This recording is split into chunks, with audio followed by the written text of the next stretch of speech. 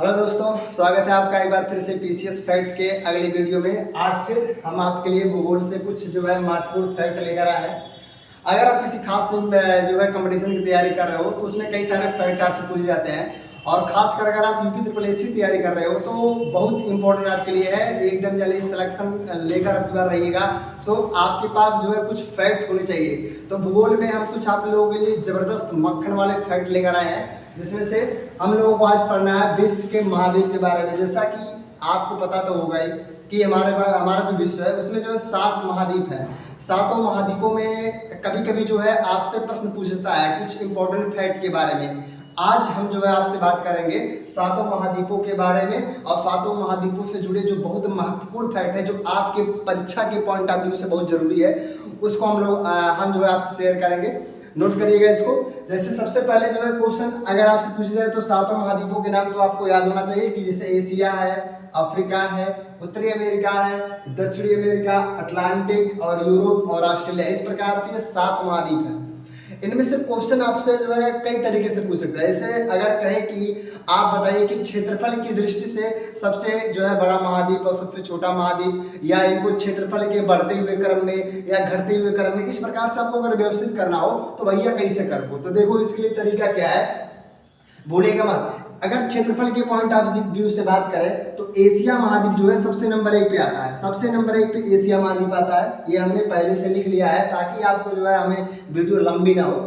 तो विश्व के 7 महाद्वीपों में अगर क्षेत्रफल के क्रम में अगर हम बात करें, वो भी जो है क्षेत्रफल के घटते हुए क्रम में, मतलब सबसे जो है बड़ा महाद्वीप कौन सा है, तो सबसे बड़ा महाद्वीप क्या है आपका, एशिया है। दूसरा सबसे बड़ा महाद्वीप आपका है अफ्रीका महाद्वीप।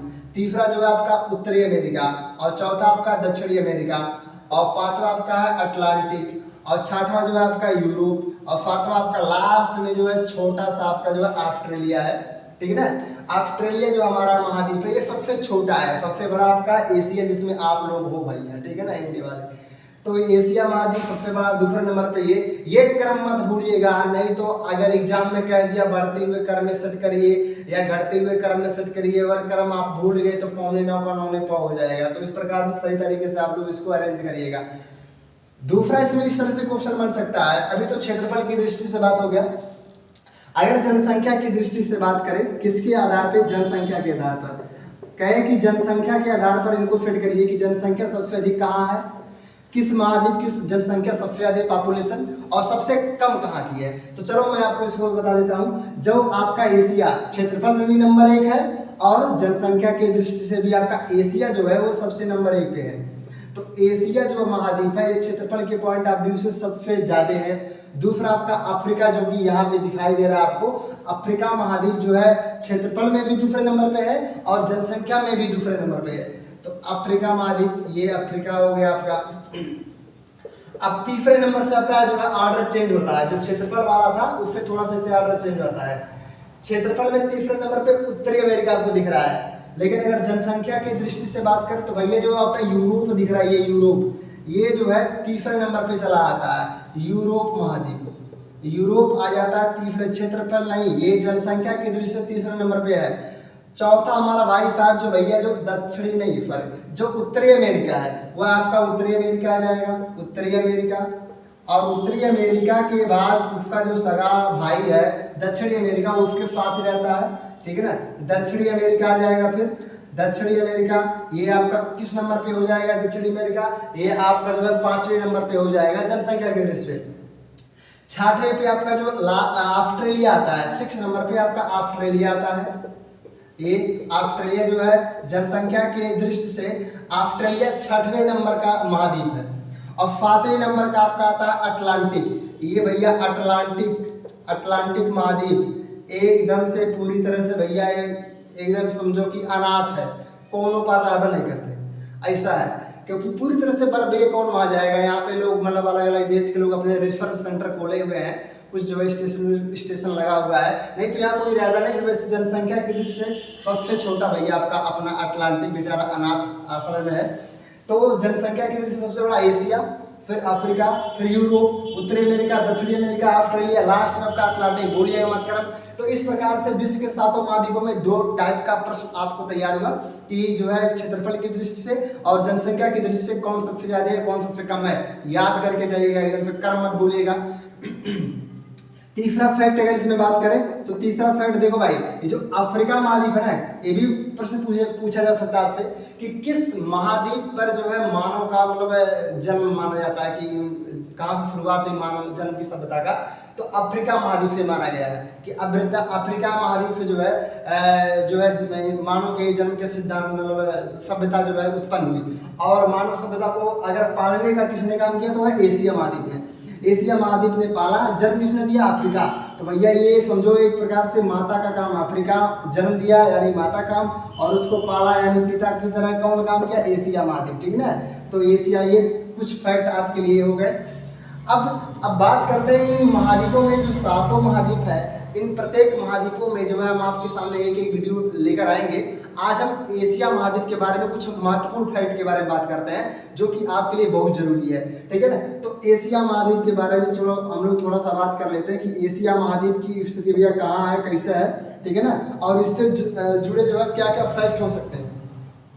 ज्यादा नहीं, 4-5 फैक्ट हम लोग हर महाद्वीप के बारे में, कि उसके सबसे, जिससे वो पूछ ले कि सबसे ऊंचा बिंदु कौन सा है, सबसे नीचा बिंदु कौन सा है, सबसे लंबी नदी क्या है उस महाद्वीप की, या फिर पूछ सकता है उसका सबसे बड़ा देश कौन सा है। तो इन सभी चीजों के बारे में हम लोग कुछ बात करेंगे, ठीक है ना, हर महाद्वीप के बारे में। आज हमें शुरुआत करनी है एशिया महाद्वीप के बारे में। तो इतनी जानकारी अगर आपके पास हो गई तो बहुत अच्छी बात है, कुछ ये फैक्ट रहे। अगला फैक्ट हम लोग एशिया महाद्वीप के बारे में पढ़ेंगे कि एशिया महाद्वीप से जुड़े कुछ इंपॉर्टेंट फैक्ट के बारे में।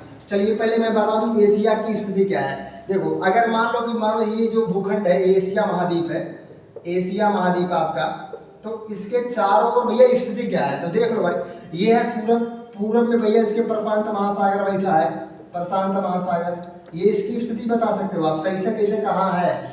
और एशिया महाद्वीप के एकदम सर पे यानी एकदम ये है जो है इस पर, मतलब हमारे इस पर एशिया महाद्वीप के ऊपर जो आपका आर्कटिक महासागर है, ये इसकी स्थिति मैं बता रहा हूँ अभी एशिया महाद्वीप के ऊपर। और इसके जो है ये तो उत्तर दिशा में, पश्चिम दिशा में अगर हम बात करें तो यहाँ मतलब यूरोप जो है महाद्वीप पड़ता है, और यहाँ पर आपका अफ्रीका महाद्वीप पड़ता है। तो अफ्रीका महाद्वीप इधर हो गया, और नीचे अपना प्यारा सा भैया हिंद महासागर है, भैया हिंद महासागर नीचे बैठा है, ठीक है ना। हिंद महासागर एशिया के दक्षिण में हिंद महासागर, ये एक ऐसा महासागर है जिसका नाम किसी देश के नाम पर, और आपके देश के नाम यानी हिंदुस्तान यानी इसके नाम पर रखा गया हिंद महासागर। तो ये एशिया महाद्वीप की स्थिति के बारे में मैंने आपको बताया। अब एशिया महाद्वीप से जुड़े कुछ जो है रोमांचक मक्खन वाले फैक्ट आपको बताने जा रहा है, सुनिएगा एकदम मजा आ जाएगा आपको। तो अब इतनी चीज अगर आपको क्लियर हो गया हो तो मैं कुछ इसके फैक्ट के बारे में बात करते हैं। क्या क्या फैक्ट होंगे हमारे लिए। एशिया महाद्वीप का सबसे ऊंचा बिंदु क्या है, सबसे नीचा बिंदु क्या है, इसकी सबसे लंबी नदी क्या है, ठीक है। इन सभी चीजों के बारे में हम ऐसे ही कुछ जुड़ी तथ्यों के बारे में बात करेंगे। तो ठीक है, आइए एशिया महाद्वीप के बारे में और हम बात करते हैं कुछ इंपॉर्टेंट फैक्ट। ये जितने भी फैक्ट आपको पढ़ाए जाएंगे सब एशिया महाद्वीप के बारे में होंगे। सबसे पहला पॉइंट है, अगर आपसे पूछे कि एशिया महाद्वीप की जो एशिया महाद्वीप का जो सबसे ऊंचा पॉइंट है, सबसे ऊंचा बिंदु है कौन सा है, तो एशिया महाद्वीप का सबसे जो ऊंचा बिंदु भैया वो आपका माउंट एवरेस्ट है। माउंट एवरेस्ट सबको पता होगा, घर पे बैठ के आपने छत पे जाओ और देखो ऊपर देखो माउंट एवरेस्ट दिख रहा है कि नहीं दिख रहा है। तो एशिया महाद्वीप का सबसे ऊंचा बिंदु, ये पहला फैक्ट आपका, सबसे ऊंचा बिंदु यूपी उत्तर प्रदेश वाले भैया एकदम सबसे ऊंचा बिंदु एशिया महाद्वीप का माउंट एवरेस्ट। इसकी हाइट कितनी है, इसकी हाइट जो है आपकी भैया वो हाइट लगभग 8,848.86 मीटर के आसपास हो गई है, लगभग ये बढ़ रही है, ठीक है ना, माउंट एवरेस्ट। अब पूछे अगर माउंट एवरेस्ट की स्थिति क्या पोजीशन, मतलब कहाँ बैठा है, कहाँ है, तो इसके बारे में सबसे ऊंचा बिंदु है ये, और है कहाँ, तो इसकी स्थिति की अगर बात करें स्थिति तो इसकी स्थिति जो है भैया लोकेशन, यह जो है यह नेपाल और तिब्बत, नेपाल तथा तिब्बत, नेपाल तथा तिब्बत के सीमा रेखा पे पाया जाता है ये माउंट एवरेस्ट। माउंट एवरेस्ट की जो स्थिति है नेपाल और तिब्बत की सीमा रेखा पर पाया जाता है और इसकी हाइट इतनी है। और एक चीज और बता रहा हूँ, बड़ी इंपॉर्टेंट चीज इससे जुड़ी, माउंट एवरेस्ट तो आप कहते हो ना, इंडिया वाले माउंट एवरेस्ट कहते हैं, नेपाल वाले माउंट एवरेस्ट नहीं कहते। माउंट एवरेस्ट को नेपाल में जानते हो किस नाम से जाना जाता है? सागर माथा। सागर माथा के नाम से जाना जाता है। तो फिर से सागर माथा कौन है? ये माउंट एवरेस्ट का ही दूसरा नाम है भैया। ये नेपाल वाले इसको सागर माथा के नाम से जानते हैं और तिब्बत वाले भी इसको दूसरे नाम से जानते हैं माउंट एवरेस्ट को, वो चोमोलांगबा ऐसे नाम है। तो तिब्बत वाले माउंट एवरेस्ट को चोमोलांगबा और नेपाल के लोग माउंट एवरेस्ट को सागर माथा के नाम से जानते हैं। ठीक है ना, माथा मत कह दो भाई। ठीक, तो अभी स्थिति के बारे में बात हुई और भी इसके बारे में बात की माउंट एवरेस्ट। अब इसके बारे में और कुछ माउंट एवरेस्ट से जुड़ी और कुछ पॉइंट बात कर लेते हैं आपसे। माउंट एवरेस्ट में जो जाने वाला पहला व्यक्ति था 1953 ईस्वी में, आज से कई वर्ष पहले की बात है, 1953 ईस्वी माउंट एवरेस्ट पे एडमंड हेलेरी नामक व्यक्ति, एडमंड हेलेरी, ये भैया न्यूजीलैंड का बड़ा शौक रहा और नेपाल का एक और इसी के साथ दोस्त रहा होगा, इसी के साथ गया तेनजिंग नोर्गे सबसे पहला, तेनजिंग नोर्गे। ये दोनों लोग मिल करके सबसे पहली जो है चढ़ाई किए थे माउंट एवरेस्ट पर 1953 ईस्वी में। एडमंड हेलेरी जो है न्यूजीलैंड का था और तेनजिंग नोर्गे जो है नेपाल का था। दोनों लोग मिलकर के माउंट एवरेस्ट पर जो है फतह किए। ठीक, अगला माउंट एवरेस्ट के बारे में इतनी जानकारी आपकी होगी, तो माउंट एवरेस्ट से जुड़े अगर कोई पॉइंट आएगा तो छूटिएगा मत गूगल में। ठीक है ना, दूसरा पॉइंट अगर आप बात कर लेते हैं, ये तो पर्वत के बारे में हो गया, मतलब सबसे ऊंचा बिंदु। ऐसे ही अब एशिया महाद्वीप के सबसे नीचा बिंदु के बारे में, निचला पॉइंट है के बारे में बात कर लेते हैं कि सर इसका जो सबसे नीचा पॉइंट है वो कौन सा है। तो चलिए दूसरा फैक्ट के लिए तैयार रहिए, फैक्ट नंबर 2 में। तो एशिया का जो सबसे नीचा पॉइंट है वो है मृत सागर क्या? ये मरा हुआ नहीं, मृत सागर का मतलब ये तो कुछ इसके पीछे में भाई कॉन्सेप्ट है, क्यों इसका नाम मृत सागर रखा गया, लेकिन अभी हमें फैक्ट पढ़ाना है, कॉन्सेप्ट नहीं। तो मृत सागर एशिया का सबसे निचला पॉइंट है और ये जो है सबसे निचला पॉइंट, निचला बिंदु है। जैसे उच्चतम बिंदु जो है वह आपका जो है माउंट एवरेस्ट, जैसे निम्नतम बिंदु आपका है मृत सागर। मृत सागर कहाँ पे है? मृत सागर इसकी स्थिति भी इजराइल में है, इजराइल में है ये। और इजराइल की राजधानी क्या है? जेरूसलम, भूलिएगा मत, इजराइल की राजधानी जेरूसलम और इस इजराइल में मृत सागर है। और एक खास बात बताएं, अगर कभी मृत सागर में आप जंप मारोगे ना, मरोगे नहीं, डूबोगे नहीं।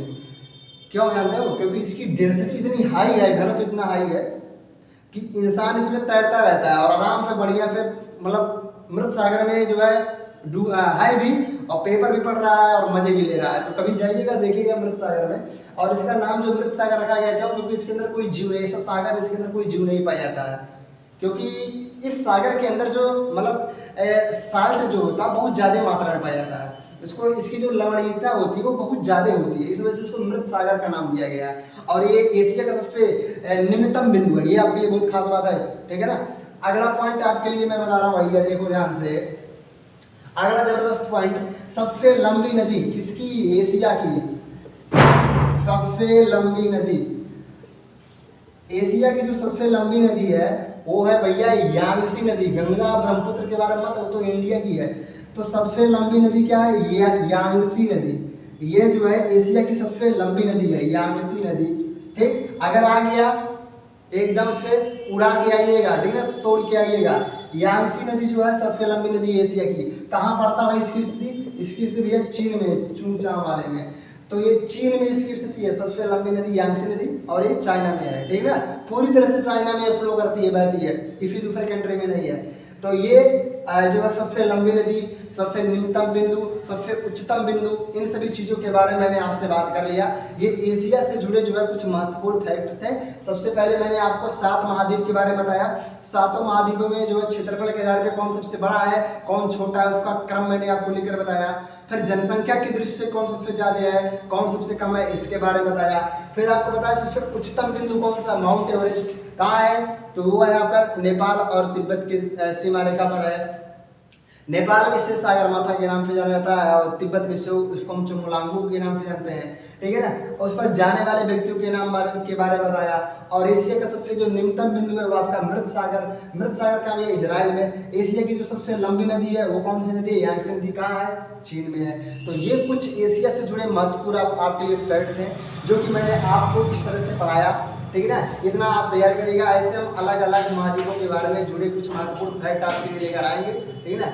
इस तरह से आप अपनी तैयारी करिए और ऊपर SSC को एकदम से छोड़िएगा मत, क्योंकि दशरथ मान जी ने डायलॉग मारा था, पता ही आपको, जब तक तोड़ेंगे नहीं तब तक छोड़ेंगे नहीं। तो बहुत बहुत धन्यवाद आपको वीडियो को देखने के लिए, और इस तरह से मैं आपके लिए और अच्छे से अच्छे वीडियो लाऊंगा। Thank you very much.